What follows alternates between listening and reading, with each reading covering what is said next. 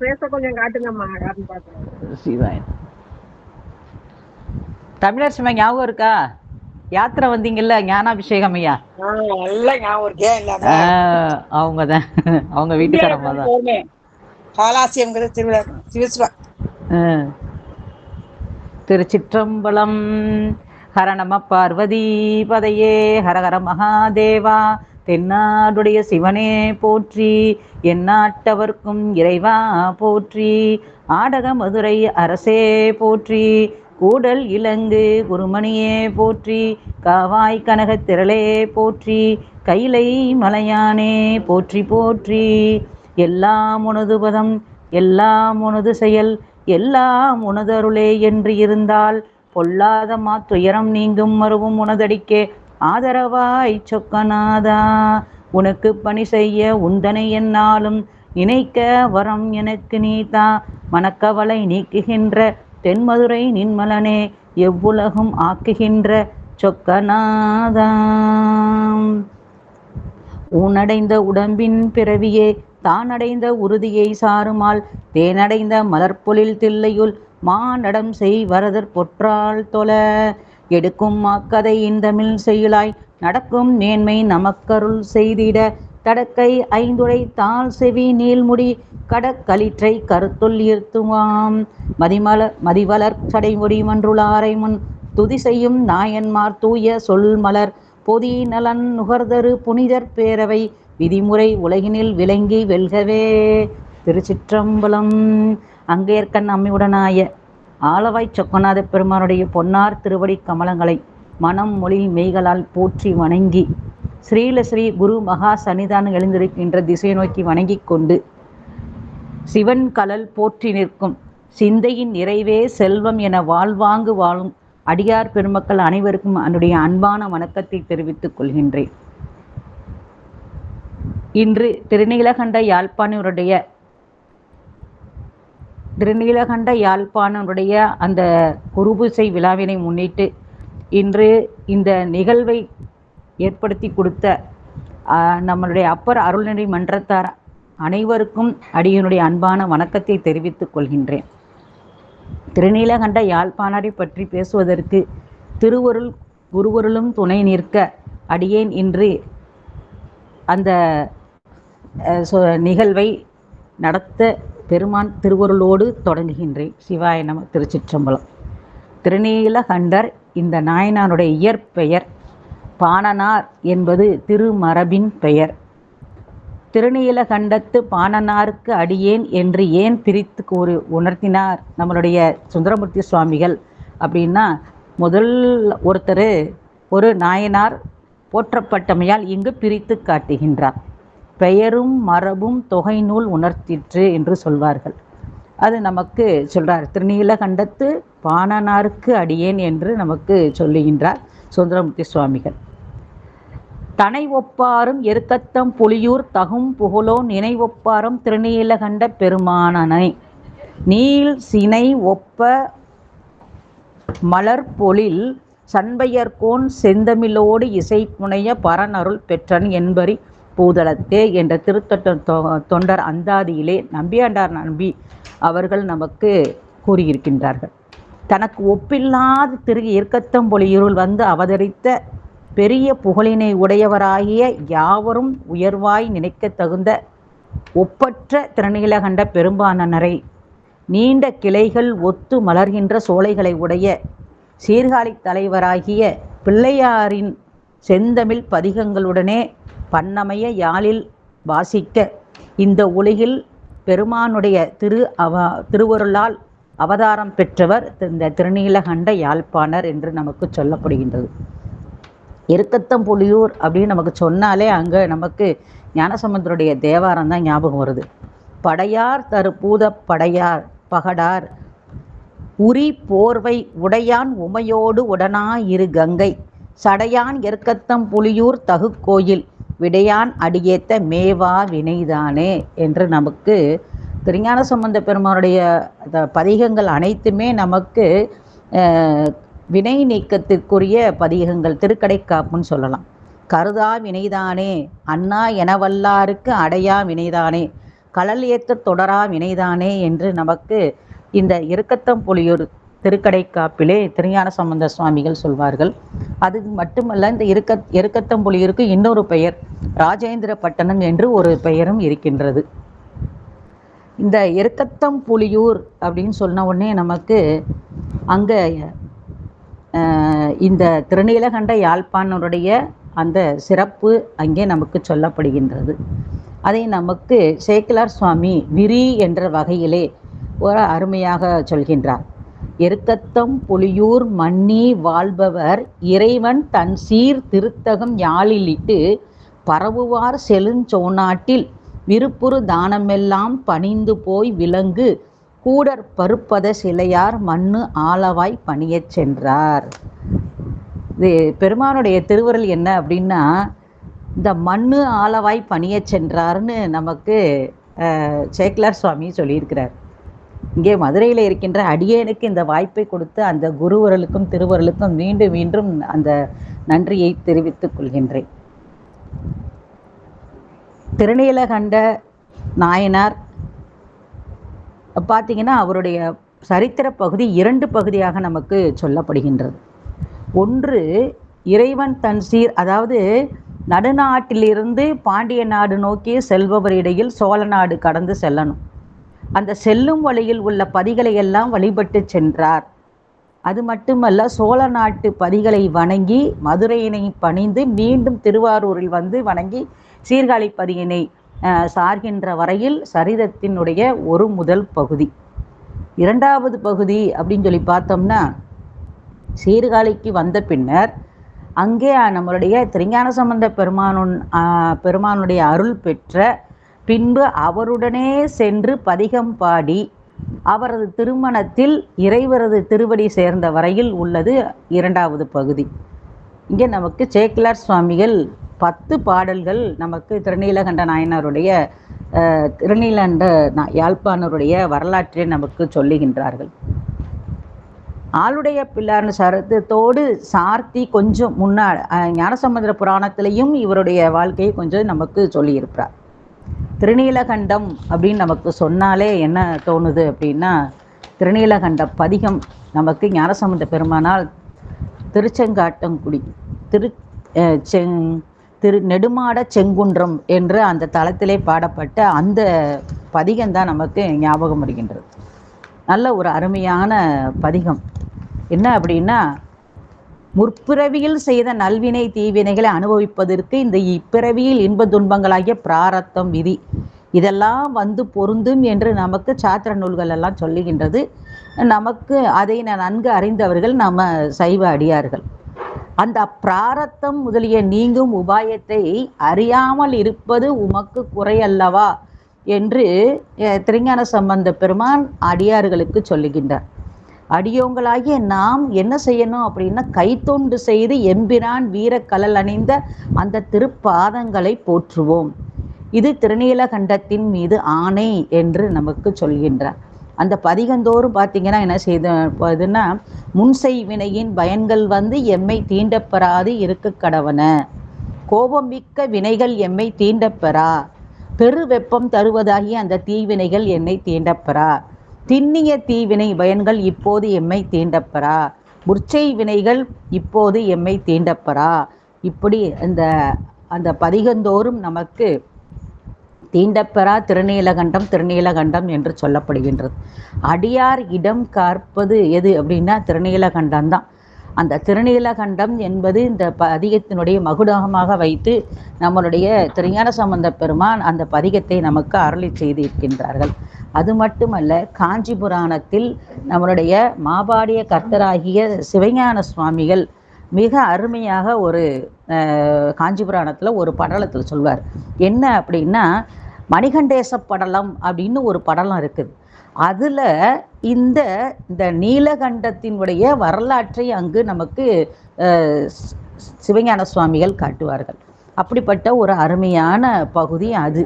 அதில் ரொம்ப விரிவாக இருக்கும். காஞ்சியை சுற்றி இருக்கின்ற பகுதிகள் அனைத்திலும் இந்தந்த புராணங்கள் எல்லாம் வந்தது என்று நமக்கு காட்டுவார். அது மட்டுமல்ல, இந்த நீலகண்டம் அப்படின்றது என்ன அப்படின்னா, தேவர்கள் சாவா மருந்தாகி அமுதம் பெற வேண்டி என்ன செய்தாங்க அப்படின்னா திருப்பார்கடலையை கடைகின்றார்கள். அங்கு கடைவதற்கு மேருமலையை மத்தாகவும் வாசுகி என்ற பாம்பை கயிறாகவும் கொண்டார்கள். கடையவே வாசுகிக்கு வருத்தம் அதிகமாகி என்ன செய்தது அப்படின்னா முதல்ல நஞ்சை உமிழ்ந்தது. அது தேவர்களை எல்லாம் வருத்தியது. அது மட்டுமல்ல, முன்பு வெள்ளை நிறமுடைய திருமால் மேனி எப்படி ஆயிடுச்சு அப்படின்னா கருகிற்று. பொன்னிறமா இருந்த பிரம்மாவினுடைய திருமேனி புகை நிறமானதாம். தேவர்கள் அனைவருமே அந்த கருநிறமானார்கள் என்று சொல்லப்படுகின்றது. இப்ப தேவர்கள் இறைவனை துதித்து ஓலமிட அவர் அந்த நஞ்சினை உண்டு அந்த தன்னுடைய கண்டத்திலே நிறுத்தி தேவரை காத்தார் அப்படின்னு நமக்கு சொல்றது. அந்த நஞ்சு இருத்தலால் இறைவனது கண்டம் திருநீலகண்டமாயிற்று. இப்படி நமக்கு எல்லா புராணங்களிலும் எல்லா திருமுறைகளிலுமே நமக்கு இந்த திருநீலகண்டத்தை பற்றி சொல்லப்படுகின்றது. அது மட்டுமல்ல, திருஞான சம்பந்த பெருமான் நமக்கு ஒரு வாக்கு சொல்றாரு. என்ன அப்படின்னா, அடியாராம் இமைவே தங்கூட்டம் உய்ய அலை கடல்வாய் நஞ்சுண்ட அமுதே என்று நமக்கு சொல்கின்றார். இறைவனது நீலகண்டம் யாவராலும் பாராட்டி பக்தி செய்வதற்கு உரியது. அது எப்படிப்பட்டது அப்படின்னா, அது புவனங்களை எல்லாம் அழிவில்லாமலும் கேடு இல்லாமலும் காத்து இறைவனது அருட்செயலை விளக்கி அதனை உலகம் உய்ய வைத்த அருள். அது பெருமானுடைய கருணை. இது அவருக்கு அந்த அருளினுடைய அடையாளம் அந்த திருநீலகண்டம் என்று சொல்லப்படுகின்றது. பலனத்து அரசை எழில் இமையோர் படின்று மொழிந்து பருக கொடுத்து பறவை நஞ்சமிடரு தடுத்ததும் அடியேங்கள் விதிவசமே என்று 11ஆம் திருமுறையில சிவபெருமான் திருவந்தாதியிலே நமக்கு சொல்லப்படுகின்றது. இப்படி இந்த திருநீலகண்டம் அப்படின்னு நமக்கு சொன்னால் சிவசிவன் என 1000 முறை சொன்னதற்கு திருநீலகண்டம் என்று ஒரு முறை சொன்னாலே போதுமா. அப்படிப்பட்ட அந்த திருநீலகண்டம் என்ற சொல் தொடர் நம்மளுடைய வினைகளையெல்லாம் நீக்கி வினை நம்மை தாக்காது என்று நமக்கு சொல்லப்படுகின்றது. அந்த திருநீலகண்டம் என்ற பெயரை உடைய திருநீலகண்ட யாழ்ப்பாணருடைய வரலாற்றை சிந்திக்க நமக்கு இன்று திருவருள் கூட்டியுள்ளது. சேக்கிழார் சுவாமிகள் முதல் பாடலிலே என்ன சொல்றாரு அப்படின்னா, ஆலவாய் அமர்ந்தார் கோயில் வாயிலை அடைந்து நின்று பாலை ஈரேலும் கோத்த பன்னிநீர் கருவி வீக்கி காலமாதரித்த பன்னீர் கைபல முறையும் ஆராய்ந்து ஏலவார் குழலால் பாகர் பாணிகள் யாழிலிட்டார் அப்படின்னு நமக்கு சேக்கிழார் சுவாமிகள் திருநீலகண்ட யாழ்ப்பாணருடைய அந்த வரலாற்றை நமக்கு ஆலவாய் அமர்ந்தார் என்று ஆரம்பிக்கின்றார். ஆலவாய் அப்படின்னு சொன்னாலே நம்ம மதுரையம்பதி தான். அங்கே 63 திருவிளையாடல்கள் நடைபெற்ற இடம். அது மட்டுமா இன்றும் நிறைய திருவிளையாடல் நடந்து கொண்டு தான் இருக்கின்றது. அப்படிப்பட்ட சிறப்புடைய அந்த ஆலவாய் என்ற அந்த பகுதியில் இருந்து நமக்கு இந்த சேக்கிழார் சுவாமி திருநீலகண்ட யாழ்ப்பாணருக்கு இங்கே பெருமான் முன்பு கோயில் வெளியில் இருந்து அவர் வாசிக்கின்றார். அந்த யாழில் என்னென்ன நல்ல மழை, அது அவருடைய உடம்பின் வழியாக அந்த யாழில் சென்று அது அதாவது இசைக்க முடியாமல் செய்துவிடும் என்று அவரை உள்ளே வரச் செய்து தரிசனம் கொடுத்தது. அது நம்மளுடைய திருவிளையாடல் புராணத்தில் ஒரு படலமாக சொல்லப்படுகின்றது.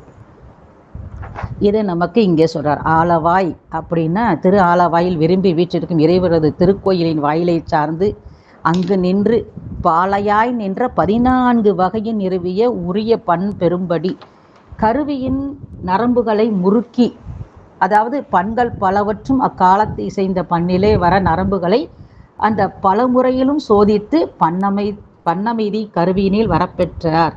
இப்படி நமக்கு அப்படி பாடும்போது முதல்ல அவர் என்ன பாடுறார் அப்படின்னா, மனமூட்டிய நீண்ட கூந்தலை உடைய உமையம்மையாரை ஒரு பாகத்தில் உடைய இறைவருடைய இசை கீதங்களை யாழிலிட்டு வாசிக்கின்றார் அப்படின்னு இதில் சொல்கிறார்.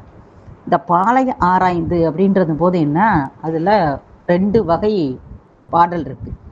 ஒன்று கண்டப்பாடல், இன்னொன்று கருவிப்பாடல்னு இருக்குது. இந்த கண்டப்பாடல் அப்படின்றது உயிருக்கு இடனாம் கருவியாகிய உடல் பகுதிகளை ஏற்றப்படுதலால் உடைய சிறப்பு உடையது. இந்த கருவி பாடல் அப்படிங்கிறது என்ன அப்படின்னா, உயிரற்ற கருவிகளால் இயற்றப்படுதலின் அத்துணை சிறப்பில அவை எந்த அளவுக்கு மிடற்று பாடல், அதாவது நம்மளுடைய குரல் வழியாக பாடக்கூடிய ஒப்பிட வருமோ அந்த அளவுக்கு சிறப்புடையன. அந்த ஒற்றுமை பற்றி தலை சிறந்த கருவிகள் குழல், யாழ்.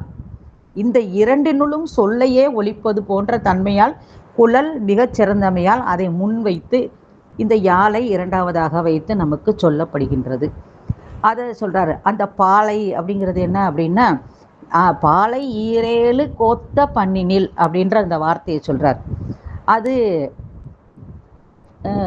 4 வகை சொல்றார். ஆயம், சதுரம், திரிகோணம், வட்டம் என்று 4 வகை. யாழ் வகை பார்த்தீங்கன்னா அதனுடைய பண்ணு 4 வகை. பாலையால், குறிஞ்சியால், மருதையால், நெய்தல் யாழ் என்று 4 வகை பண்களும் பிறக்கும். அந்த பாலையாளுக்குள்ளே செம்பாலை, படுமலைப்பாலை, செவ்வழிப்பாலை, அரும்பாலை, கோடிப்பாலை, விளரிப்பாலை, மேற்செம்பாலை என்று 7 பாலை இசைகளும் பிறக்கும். இப்படி வரன்முறை, இடமுறை என்ன திரிபுகளால் இருதிறப்படும். இப்படி பல பண்களும் பிறக்கும். ஆயப்பாளையாய் நின்ற 16 கோவையின் நிறுவிய செம்பாலை முதலிய இந்த 7 இசையினையும் பாலை ஈரேழு என்று நமக்கு இங்கே சேக்கிழார் சுவாமி காட்டுகின்றார். இப்போ யாழிலிட நினைந்த பண்ணுக்கு இணை, கிளை, பகை, நட்பு ஆகிய நரம்புகளை எல்லாம் அறிந்து வீக்கி இதனை 8 நூல் பண்ணல் அப்படின்னு ஆராய்ச்சி நமக்கு சொல்லுகின்றது. அந்த யாழ் வாசிக்கின்ற அந்த அவர்களுக்கு அந்த யாழினுடைய ஆரோகணம், அவரோகணம், அது எப்படி ஏற்றுறது, இறக்குறது, அதெல்லாம் அது நுணுக்கத்தோடு சொல்லக்கூடிய விஷயங்கள் நிறைய நமக்கு சொல்லப்படுகின்றது. அதில் இசைக்கரணங்கள் 8ன்னு சொல்கிறார். வார்த்தல், வடித்தல், உந்தல், உரலல், உருட்டல், திருட்டல், அல்லல், பட்டடை என்று சொல்லுது. இந்த வார்த்தல் அப்படிங்கிறது இந்த சுட்டு விரலால் தொழில் செய்தல். வடித்தல் அப்படிங்கிறது சுட்டு விரலும் பெருவிரலும் கூட்டி நரம்பை உள்ளும் புறமும் ஆராய்தல். உந்தல் அப்படிங்கிறது நரம்புகளை தெரித்து வளைவு, மெலிவு, நிரல். உரலல் அப்படிங்கிற 1 இட்டும் 2 அடி இட்டும் நரம்புகளை தெரித்தல். உருட்டல் அப்படிங்கிற 4 வகை. இடக்கை சுட்டு விரல், வலக்கை சுட்டு விரல், சுட்டு விரலோடு பெருவிரல் அப்படின்னு கூட்டி கூட்டி உருட்டுதல். இப்படி அந்த திருட்டல் அப்படிங்கிறது திருந்திய நரம்பை மிகவும் தொட்டு தெருகி விடுதல். அல்லல் அப்படிங்கிறது சுட்டு விரலும் பெருவிரலும் அள்ளுதல்.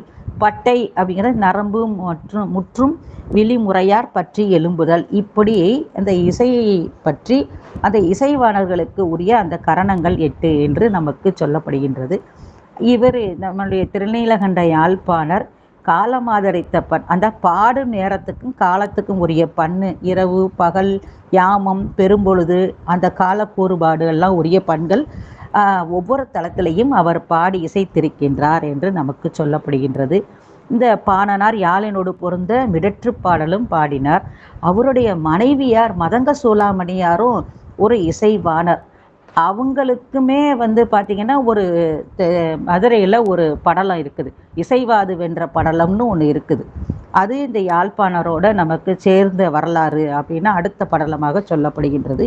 அது மட்டுமல்ல, பானபத்திரனுக்காக பெருமான் முத கடிதம் எழுதி அனுப்புனது நம்மளுடைய மதுரையில் அந்த பாணனுக்காக சோழ நாட்டுக்கு சென்று அவர் பரிசு பொருளை வாங்கி வருமாறு நல்ல ஒரு அருமையான பதிகம் மதிமலி புரிசை மாடக்கூடல் என்று ஒரு பதிகத்தையே நமக்கு 11ஆம் திருமுறையில் வைக்கப்பட்டிருக்கின்றது. இப்படி அடுத்து சேக்கிழார் சுவாமி நமக்கு சொல்கிறார். மற்றவர் கருவி பாடன் மதுரையினி ஆடல் வாயில் கொற்றவன் திருவுள்ளத்து கொண்டு தன் தொண்டர்களுக்கெல்லாம் அற்றை நாட்கனவில் ஏவ அருட்பெரும் பாணனாரை தெற்றினார் புறங்கள் செற்றார் திருமுன்பு கொண்டு புக்கார். இப்போ நம்மளுடைய யாழ்ப்பாணர் ஆலவாயில் இருக்கின்ற பெருமானை நோக்கி திருக்கோயில் வாசலில் நின்று பாடுகின்றார். இது அந்த காலத்து மரபு. யார் எப்படி இருக்கணும் அப்படின்ற அந்த மரபை நமக்கு இங்கே சொல்கிறாரு. அப்போ அங்கே பெருமான் இவருடைய யாழினுடைய அந்த இசையை கேட்கணும்னு பாண்டிய மன்னனுக்கும் மற்ற அடியார்களுக்கும் கனவிலே தோன்றி அந்த யாழ்ப்பாணரை உள்ளே வரும்படி சொக்கநாத பெருமான் அழைக்கின்றார். அவர்களும் இவருடைய அவரிடம் சென்று உங்களை திருக்கோயிலுக்கு உள்ளே திருமுன்பு கொண்டு வர அவர்களும் அருளுகின்றார்கள். இந்த மாதிரி அவர் வந்து அங்கே அந்த பெருமானுக்கு முன்னாடி பாடல்களை பாடினார் என்று நமக்கு இந்த பாடலிலே சேக்கிழார் சுவாமி காட்டுகின்றார். யாழ் பெரும் பாணனாரை அவரது தன்மை பற்றி இதை நமக்கு சீர்காழிப்பதியில் திருஞான சம்பந்த பெருமான் புறத்திரு முன்றில் அந்த முன்னாடி இருந்து அழைத்து சென்று இங்கே நின்று யாழ் இயற்ற வேண்டும் என்று அருள் சொல்லுகின்றார். இங்கு திருவாலவாயினுள்ளும் பாணனார் தம் கோயில் வாயில் நின்று யாழ் இயற்றினார். அங்கே பெருமானே உள்ள கூப்பிட்டாரு. இங்கே ஆச்சாரியமூர்த்தியாக ஞானசம்பந்த பெருமான் இங்கிருந்து யாழ் இயற்ற வேண்டும் என்று வேண்டிக் கொள்கின்றார். இங்கே 2 வகையாக நமக்கு இப்படி சொல்லப்படுகின்றது. சரி, இப்போ அடுத்த பாடலில் நமக்கு சேக்கிழார் சுவாமி காட்டுறார்.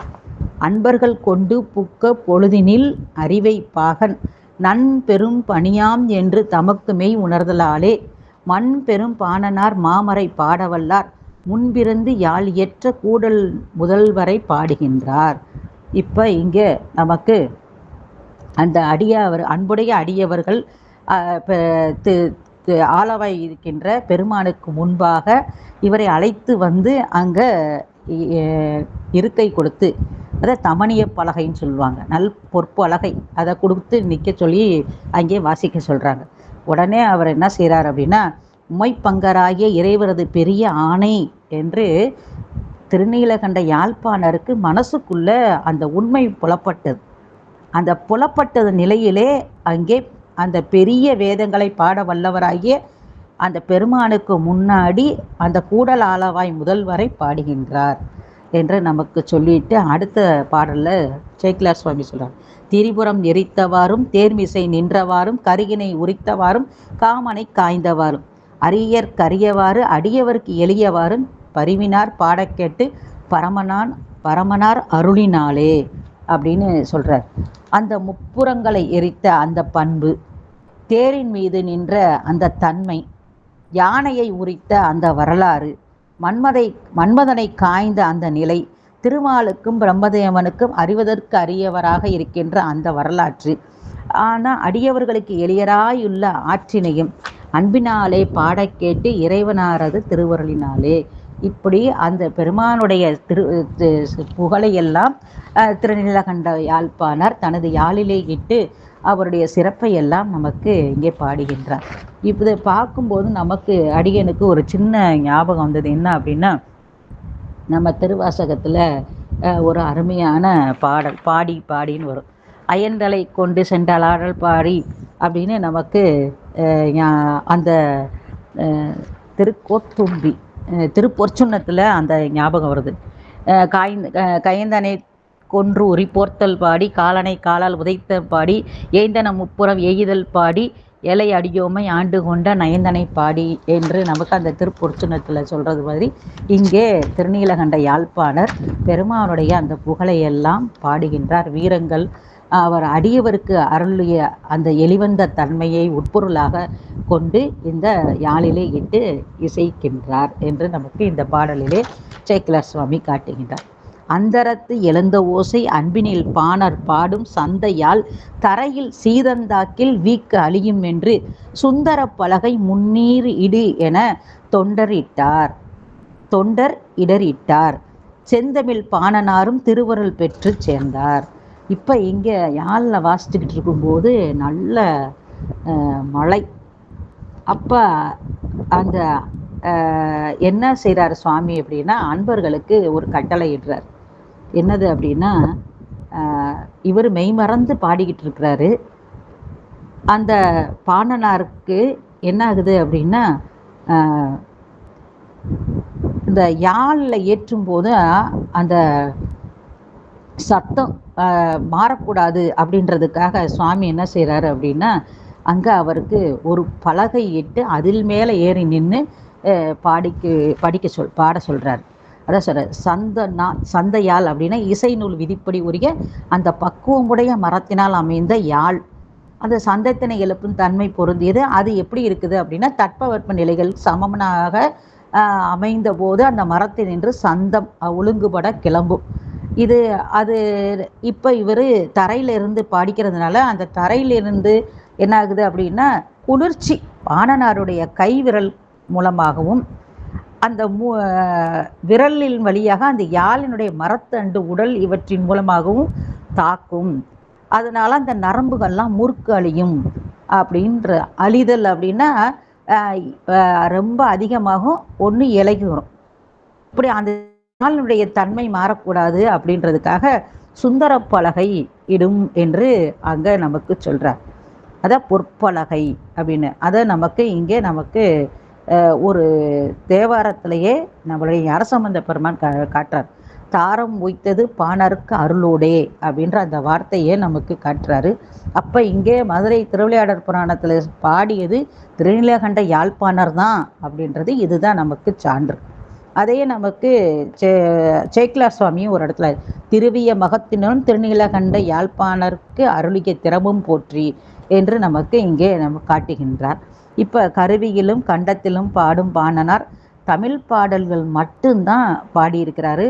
இதையே தன்னுடைய யாழிலும் வைத்து வாசித்திருக்கின்றார் என்று நமக்கு சேக்கிலார் சுவாமி காட்டுகின்றார். தமணிய பலகை ஏறி தந்தி கருவி வாசித்து உமையொரு பாகர் வன்மை உலகமெல்லாம் அறிய வேத்தி இமையவர் போற்ற ஏகி எண்ணிரா இனங்கள் கும்பிட்டும் அமரர் நாடாளாது ஆரூர் தாண்டவர் ஆரூரர் சேர்ந்தார். இப்போ இங்கே பொற்பலகையின் மேறி இருந்து யாழினை வாசித்து உமையம்மையை ஒரு பாகத்தில் வைத்த அந்த பெருமானுடைய அந்த தன்மையெல்லாம் உலகெல்லாம் அறியும்படி ஏற்றி போற்றும்படி அங்கே பாடுகின்றார்.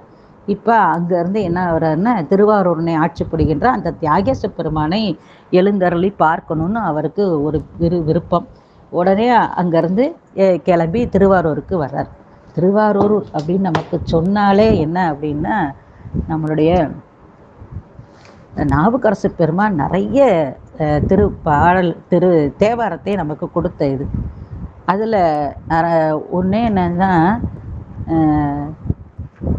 நம்ம ஆரூர் இது நம்ம திருத்தேர் முத்துவிதான மணிப்பொற்சு கவரி முறையாலே பக்தர்களோடு பாவையர் சூழ பழிப்பின்னே வித்தக கோலம் வெண்டலை மாலை விரதிகள் அத்தனார் ஆதிரை நாளது வண்ணம்.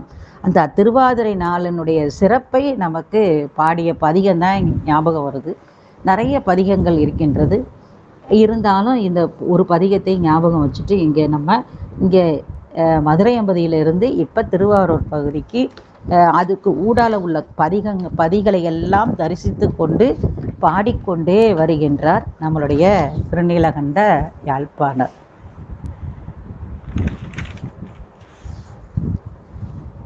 அதான் அமரர் நாடாளாதே ஆரூராண்ட ஐராவணமே அப்படின்னு நமக்கு தேவாரத்தில் சொல்லப்படுகின்றது. இப்போ திருநீலகண்ட யாழ்ப்பாணர் அருள் புரியும் பொருட்டு எப்படி திரு ஆலவாயில் அடியாருக்கு அருளி உட்புக செய்தது போல திருவாரூர் பெருமான் என்ன செய்தார் அப்படின்னா இங்கே வாயிலில் நின்று யாழ்ப்பாணர் வாசிக்கும் போது அவருக்கு வடதிசையில் வேறு ஒரு வாயில் வகுத்து கொடுத்து அது வழியாக தரிசனம் பண்ண மாதிரி உள்ளே புகுந்து வணங்கினார் பாணனார் அப்படின்னு நமக்கு இங்கே காட்டு பண்ணிட்டார். ஒருவருக்கு இரண்டு விதமான அருளா அப்படின்னா ஆமாம். ஏன் அப்படின்னா திரு ஆலவாய் அப்படின்றது என்ன அப்படின்னா உச்சி மேல் 12 அங்குலம் உயர்ந்த பதி துவாதசாந்த பெருவழி ஆலாசிய தன்மை உடையது. ஆலாசியநாதர் அது அங்கு இறைவன் 63 திருவிளையாடல்களையும் செய்த இடம்.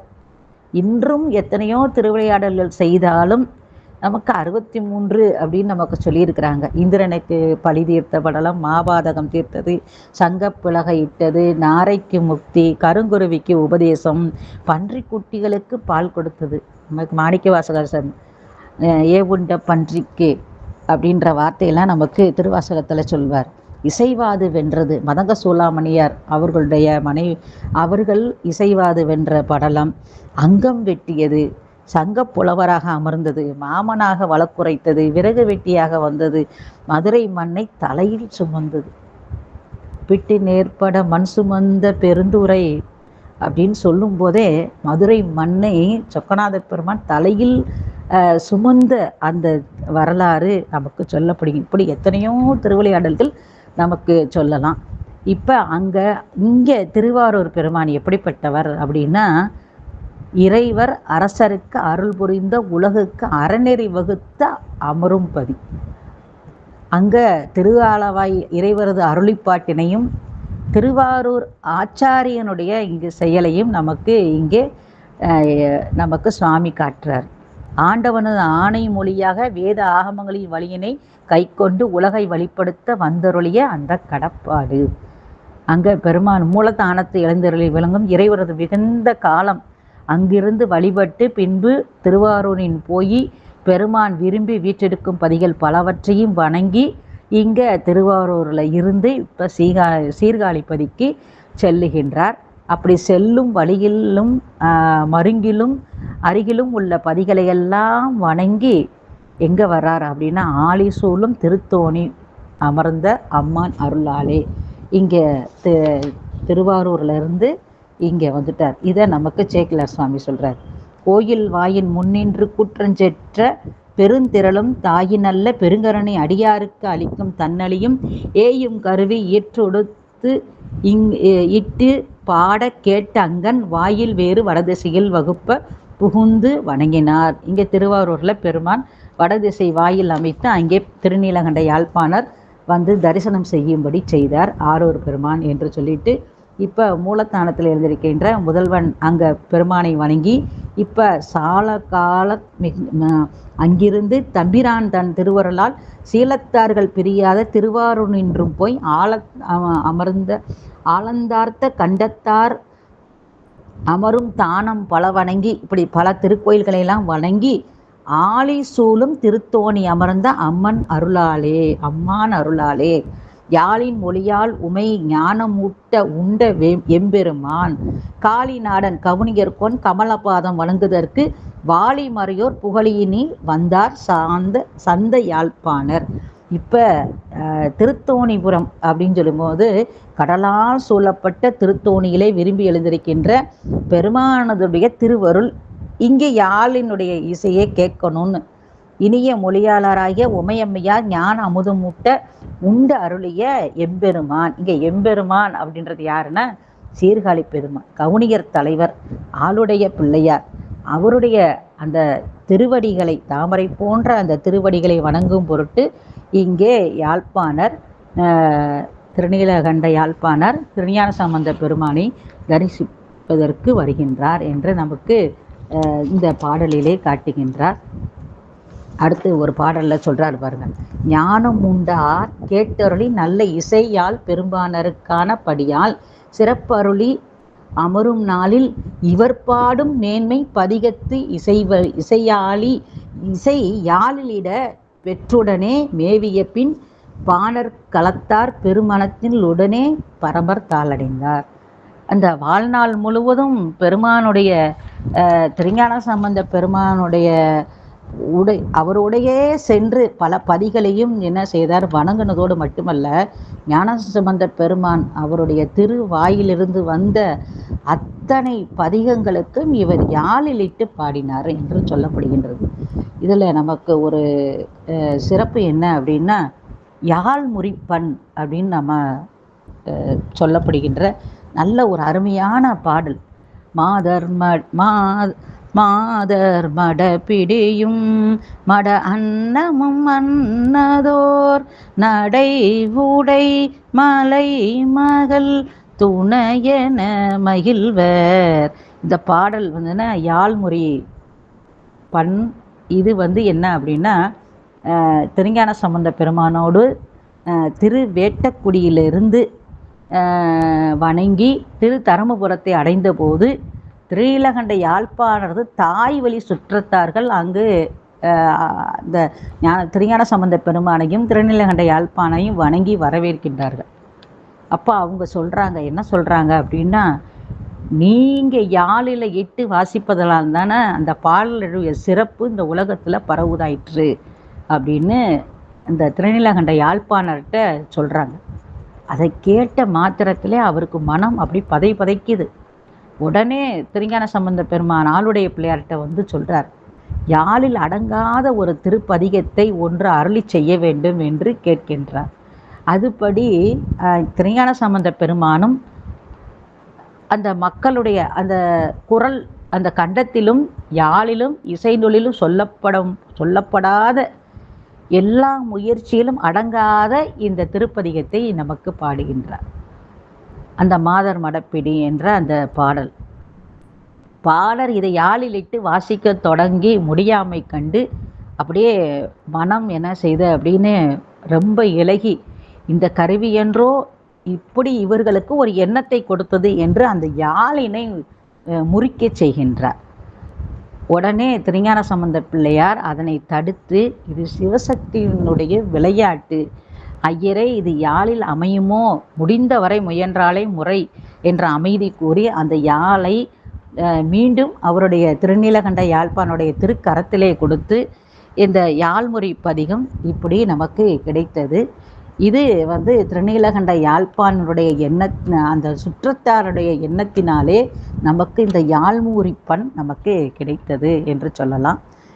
அது மட்டுமல்ல, நமக்கு ஒரு நல்ல இது என்ன அப்படின்னா, இதை இங்கே சேக்கிழார் சுவாமி எப்படி சொல்றார் அப்படின்னா, ஞானம் உண்டார் கேட்டருளி, நல்ல இசை யாழ் பெரும்பானருக்கு இது ஒரு ஞானம் உண்டார் அப்படின்னா சிவஞானம் உண்டருளிய பிள்ளையார். அங்கே சீர்காழி பதியிலே நம்மளுடைய அம்மையார் கொடுத்த அந்த திருமுலை பால், நம்ம மண்ணில் நல்ல வண்ணம் வாழலாம் சொல்ல, போதையார் பொற்கினத்த அடிசில் பொல்லாதன தாதையார் முனிவர தான் என ஆண்டவன் காதையார் குலையினன் கழுமல வளநகர் பேதையால் அவளோடும் பெருந்தகை இருந்ததே. இப்படி சிவஞான அமுதம் ஊட்டப்பெற்ற எம்பெருமான், இங்கே எம்பெருமான் அப்படின்னா பரமாச்சாரியராகிய திருஞான சம்பந்த பிள்ளையாரை நமக்கு இங்கே காட்டுகின்றார். அப்படி அந்த சிவஞானம் உண்டு அருளிய அவரோடு சேர்ந்து இப்படி பல பதிகளையும் தரிசனம் செய்து அவருடைய பதிகங்களை எல்லாம் யாழில் இட்ட சிறப்புக்குரியவர் நம்மளுடைய யாழ் பெரும்பாணனருக்கு இருந்தது என்று சொல்லி, இந்த பதிகம் பார்த்திங்கன்னா பெரும் சிறப்புக்குரிய ஒரு பதிகம். மேன்மையுடைய திருப்பதிகத்தினுடைய இசையினை யாழிலிட்டு வாசிக்கும் பேறு பெற்றவர் நம்முடைய திருநீலகண்ட யாழ்ப்பாணர். அப்படிப்பட்ட அவர் திருநல்லூர் பெருமணத்தில் திருஞான சம்பந்த பெருமானுடைய அந்த திருமணத்தின் போது எல்லோரையும் என்ன செய்தார் அப்படின்னா, நம்முடைய இறைவருடைய திருவடிகளை அடைவதற்கு அங்கே வழிவகுத்து கொடுத்தார் திருஞான சம்பந்த பெருமான். அவரோடு இவரும் நம்மளுடைய திருநீலகண்ட யாழ்ப்பாணரும் முருகநாயனார் அத்துணை அடியார் பெருமக்கள் அங்கே சமையல் செய்த, பூமாலை கட்டிய, திருமணத்தை பார்க்க வந்த அத்தனை பேரும் அந்த கைலாய காட்சியில் கலந்தார்கள் என்று நமக்கு சொல்லப்படுகின்றது. இப்படிப்பட்ட ஒரு அருமையான ஒரு சிந்தனையை ஏற்படுத்தி கொடுத்த நம்மளுடைய அப்பர் அருள்நெறி மன்றத்தாருக்கு திருநீலகண்ட யாழ்ப்பாணர் அப்படின்னு சொல்லும்போதே நமக்கு அந்த யாழ்முறிப்பண் அது மட்டும் நமக்கு அந்த பதிகம் ஒரு அருமையான பதிகம். அடியனுக்கு முதல்ல வாய்ப்பு என்ன அப்படின்னா, மாதர் மடப்பிடி அந்த பதிகத்துக்கு நீங்கள் பொருள் சொல்லுங்கள் அப்படின்னு தான் அம்மையார் அடியனுக்கு உத்தரவிட்டிருந்தாங்க.